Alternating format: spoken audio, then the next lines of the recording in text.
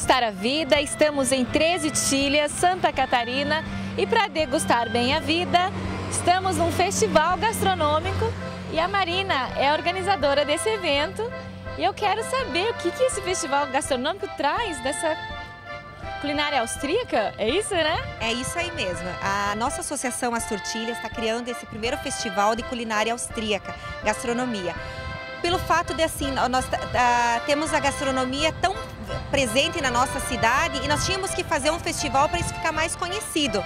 E também temos as memórias culinárias que estão resgatando receitas antigas das nossas avós. Aqui a gente chama avós de oma. Então as nossas omas estão contribuindo para nós não perdermos a nossa gastronomia austríaca. Qual que é a diferença da gastronomia austríaca para a nossa brasileira? Bom, a gastronomia austríaca, ela é uma nossa gastronomia é mais camponesa. Então nós utilizamos muito do pão amanhecido, da batata, de carnes de repente não tão nobres, né, para fazer alguns tipos de molho. Então essa seria a nossa diferença da comida brasileira. Arroz com feijão não tem. Não, arroz com feijão não tem aqui em 13 Tilhas nesse festival, né? Mas então é uma culinária que ela aproveita todo o alimento. Você disse assim, o pão amanhecido. Então conta um pouquinho desse prato do pão amanhecido, que ele é um aproveitamento do alimento, né? Isso, o knedel ele é feito na realidade com pão amanhecido, temperos, linguiça cozida. E ele é cozido na água, ele é servido tanto como sopa, como também como um molho que é o goulash. O goulash é feito de carne do músculo, né? E é feito um molho. Então esses são os pratos típicos. Qual que é o prato mais famoso aqui? O mais famoso nós vamos ter que dizer que é o nosso Apfelstrudel, que é a torta de maçã. Esse é famoso e também conhecido no Brasil, né? O que vai nesse Apfelstrudel? Apfel é a maçã. Maçã. E strudel seria a torta. Isso. O Apfelstrudel ele é feito de massa folhada e o recheio dele é com maçã. O que seria degustar a vida para você? Com certeza é vir para 13 Tilhas.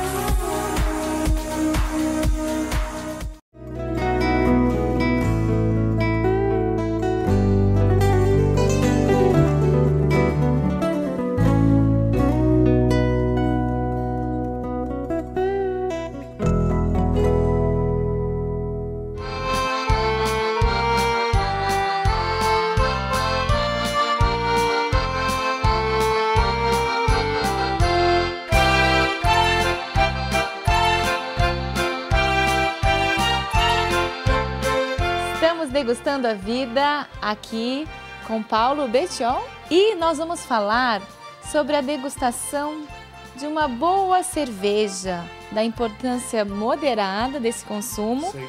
mas de como é fabricado. E para começar, Paulo, como que é a história, né? A história da cerveja, que eu vi que você é especialista nisso, né?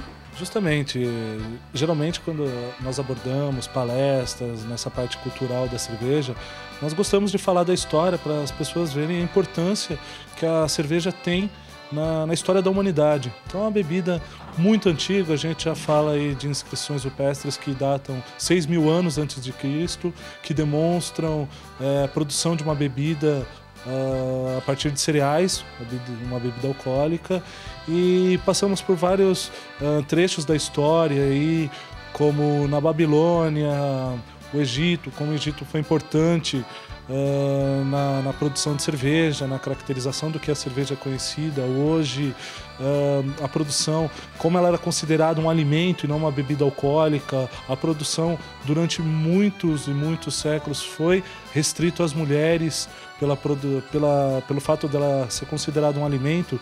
Então a mulher é uma peça fundamental hoje na história da cerveja. Então, infelizmente, a gente tem aquela vulgarização da mulher relacionada à bebida, só que ela teve uma importância fundamental porque ela produziu, ela estudou sobre isso, inclusive foi uma mulher quem descobriu a utilização do lúpulo, um dos principais ingredientes da cerveja, na produção da bebida. Então, a cerveja é um alimento milenar, né? Até alguns países, há pouco tempo atrás, que foi considerada uma bebida alcoólica. Na Rússia? Isso mesmo. Na Rússia, ela é considerada até então um alimento, né? Não um alimento necessariamente, mas uma bebida, tá? Não alcoólica, e agora ela foi considerada bebida alcoólica justamente para incidir novas taxas, tudo isso para diminuir o consumo. Tem a ver com as taxas, né? Com impostos, não com a questão de saúde. Tanto que o nosso programa é Degustar a Vida, trabalha com qualidade de vida e, claro, eu não faria uma apologia ao uso desmedido de bebida. Só que a bebida, apreciar, entender o que existe nela, Paulo, é importante. Sem dúvida alguma. As pessoas acabam, pela campanha massiva de algumas grandes indústrias, pelo consumo desacerbado, consumo compre 24, leve 28. E assim, quando a gente tenta passar essa parte cultural da bebida, a degustação de uma cerveja, você tem que trabalhar principalmente o quê? O beba menos, beba melhor. Então, ao invés de você comprar 24 latas long necks, compra 3 cervejas de diferentes marcas, faça uma degustação, assim como o vinho, pega um copo apropriado, olhe a aparência dela, sinta o aroma, deguste ela com calma, entendeu? Essa era a minha pergunta, como degustar uma boa cerveja, então é isso aí. Exatamente, os mesmos princípios que você tem numa degustação de vinho, olhar a aparência, ver se ela é turva, se ela é filtrada, estabilidade de espuma, se ela é bem gaseificada ou não, você sentir o aroma dela para ver todos os aspectos de aroma que a cerveja pode oferecer, nas variedades de estilos que a cerveja tem, e depois no paladar você sentir, degustar com calma. Não muito gelado, tá? Porque muito gelado você não sente sabor, porque suas papilas gustativas adormecem, tá? Então, esses pequenos detalhezinhos você vai perceber, você vai começar a reparar a cerveja. Aí você pode mudar aquele conceito de, cerveja é tudo igual, só serve para tomar os montes. Não. A partir do momento que você começa a reparar, você vai ver que existe muita diferença e você vai ter uma experiência aí muito rica. Você comentou sobre o Egito e que teve um acessório que apareceu depois da época da fabricação da cerveja. Exato. Conta sobre ele. Existem desenhos que foram descobertos, né, dentro de uma pirâmide, na qual eram pessoas sentadas à volta de um jarro com um instrumento que eles estavam tomando algum líquido. E esse líquido era a cerveja. Porque como eles produziam cerveja naquela época e não filtravam, ou seja, não separavam todo o bagaço dos grãos que eles utilizavam do líquido, se você tomasse direto ia vir muito bagaço na sua boca. Então eles utilizavam pequenos canudos. Canudo era um filtro, então? Não, é que na realidade assim, com o canudo você puxava o líquido. Poderia vir algum bagaço ou outro, mas muito menos do que você virar o copo ou o jarro direto na boca. Então o canudo servia mais como para puxar mais líquido do que bagaço. Então na realidade isso daí foi se utilizando por muito tempo, aí eles começaram a filtrar e pararam de utilizar o canudo, graças a Deus. Hoje a gente utiliza canudo para refrigerante, para outras bebidas, não para cerveja. Ok, isso tem a ver com a pureza? Você falou alguma coisa sobre pureza de cerveja, filtração, o que é isso? Explica um pouco. A pureza, então, você está muito ligado aos ingredientes, à seleção de ingredientes, como eu falei, dos cereais que são importantes, a escolha de bons cereais para a produção, a água, uma boa água na produção de cerveja, tá? Um fermento também. Antigamente se falava que a água era muito importante, aí você disse que a água agora é padrão, o mínimo tem que ter uma boa água, né? Exatamente. A água é importante, isso ela não deixou de ser e não vai deixar de ser para a cerveja. Só que hoje os tratamentos de água eles são muito mais precisos, são muito maiores para você deixar a água nas condições que você precisa. Então realmente o tratamento de água hoje ele deixa a água em ótimas condições, independente se você está aqui em Três Itilhas ou está lá em São Paulo. Então você consegue deixar a mesma água padrão daqui e de lá através desse tratamento. Então a pureza na cerveja ajuda muito você na percepção de sabor, de aromas e se tornar esse momento muito mais agradável. Mas para finalizar, o que seria degustar a vida para você? Degustar a vida para mim seria continuar esse trabalho de trazer mais informações para as pessoas sobre a cultura cervejeira, sobre o como degustar e como apreciar essa bebida, colocar numa mesa, assim como o vinho, a cerveja harmoniza muito, que tenho essa experiência, então eu continuo cada vez mais buscando esse trabalho, degustando a vida, aproveitando minha vida nesse aculturamento das pessoas em relação a essa bebida que faz muito bem à saúde, desde que bebida com moderação.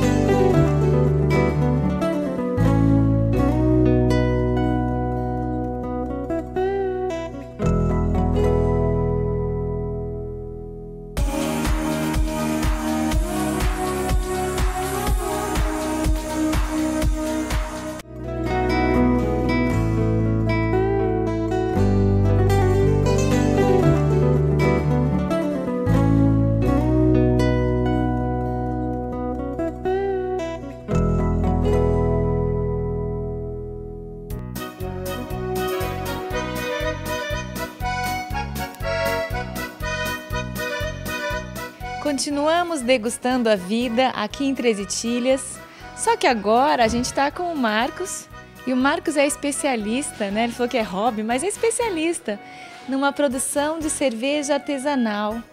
Esse frio pede uma boa cerveja, e cerveja, como o Paulo ensinou, né? É bebida com, nem a palavra moderação, quem bebe bem, degusta bem, né? Não precisa de quantidade, né? É a qualidade da cerveja.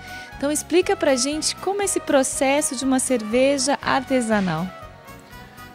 Exatamente, a questão da boa cerveja é apreciar em pequenas quantidades, apreciar sabores, aromas de forma prudente e produtiva, né?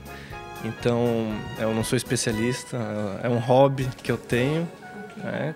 Fazer cerveja em casa. Conforme o clima, a gente muda a cerveja, então, né, você disse que depende também do gosto de cada um. Mas conforme o clima eu posso mudar uma cerveja mais encorpada ou sabor diferenciado?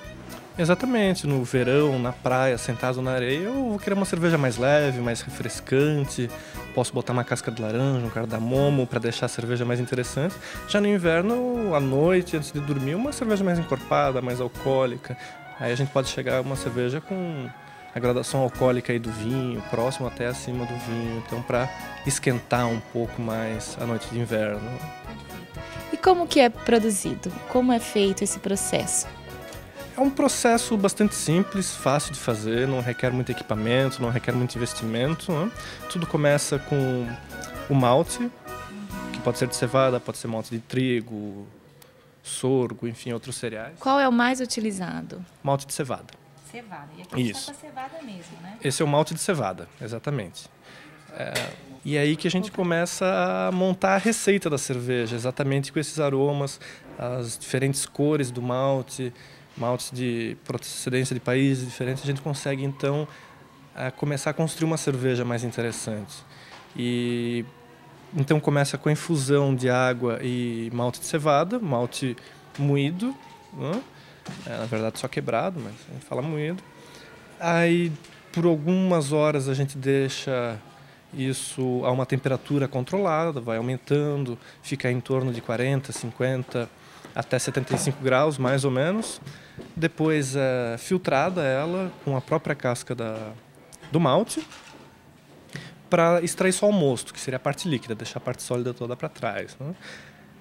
Que seria então o bagaço do malte, que depois dá para fazer pão, dá para fazer massa de pizza, dá para usar como adubo, dá para alimentar animais, enfim, nada se perde no processo, né? Aí com esse mosto então já filtrado ele é fervido, aí na fervura então controlando o tempo de fervura e adição de condimentos e lúpulos, a gente vai definir o amargor, a cor da cerveja, o teor alcoólico que ela pode atingir, certo? Em função... O lúpulo que daria para deixar o teor alcoólico maior ou menor, é isso? É com o lúpulo que eu faço isso ou não? O lúpulo ele vai dar sabor, aroma, ele vai dar principalmente o amargor da cerveja. O teor alcoólico vai depender principalmente da quantidade de açúcar fermentável que tiver no mosto. Isso vai ser definido lá atrás com a quantidade de grão, a quantidade de água, as temperaturas que eu escolher para preparar a cerveja durante a mosturação. Ali vai ser definido basicamente o teor alcoólico máximo que eu vou conseguir atingir com essa cerveja. E aí na fervura eu posso ainda adicionar açúcar, açúcar mascavo, mel, açúcar demerara, caldo de cana, rapadura, qualquer coisa que eu queira para intensificar os aromas, os sabores, o potencial do teor alcoólico também. Dá para fazer na fervura. Aí no fim, resfriado esse mosto e adicionado a levedura. Aí ela vai fermentar, né? Aí o que a gente brinca que o mestre cervejeiro é a levedura, não é o cervejeiro caseiro. Não, o cervejeiro caseiro ele prepara um ambiente adequado para a levedura. É a levedura sim que faz a cerveja. A gente produz o mosto, a levedura do mosto faz a cerveja. E aí leva aí, dependendo da cerveja, dependendo do estilo, pode levar 2 semanas, 1 mês, 1 ano, 2 para ficar pronta a cerveja. Então para fazer em casa, mesmo que em casa, pode levar de 2 semanas a 1 ano, a 2 anos, depende do tempo que você... Como seria a palavra? Maturação? O que é? Perfeito, a maturação depende se eu vou querer colocar dentro de um barril de madeira para extrair alguns aromas da madeira. Eu posso usar uma madeira exótica, uma madeira brasileira, enfim, eu posso brincar à vontade com isso. E aí eu vou controlar o tempo que ela vai ficar lá dentro, ou mesmo se for uma cerveja muito encorpada, a levedura tem dificuldade para fermentar, então a fermentação é um pouco mais longa, a maturação é mais longa, enfim. Dá para se divertir um bocado fazendo cerveja em casa. E é importante. Antigamente se falava muito que a água era muito importante. Tem essa diferença também, né? Tem, com certeza. A água é o principal ingrediente da cerveja, então ela tem que ser uma água adequada para o consumo, primeiro ponto. E aí depois tem alguns detalhes que tem que cuidar da água, que ela não pode ter cloro, certo? O ideal seria uma água de poço artesiano ou água mineral. E se for de poço artesiano tem alguns cuidados, né? Fazer análises, pelo menos 2 vezes por ano. Mínimo de segurança alimentar. Degustar a vida, foi excelente, você explicou passo a passo, desde a escolha de um bom malte, a importância da água, da segurança alimentar, né? Da segurança, né? Da água, da higiene, da conservação. E deu para perceber que quem aprecia mesmo, né? Faz com cuidado, com amor, para degustar, Marcos. Então, para encerrar nosso programa aqui em Três Itilhas, que aqui são apreciadores de uma boa cerveja, com moderação, como nós dissemos, né? Que não precisa... Quem gosta mesmo, sente o sabor, sente a diferença, desde o aroma, né, até as cores, tudo influencia. Então, para terminar nosso programa, o que seria, Marcos, o que é degustar a vida para você? É aproveitar a companhia dos amigos com uma boa cerveja, uma boa música, é o que os alemães chamam de Gemütlichkeit.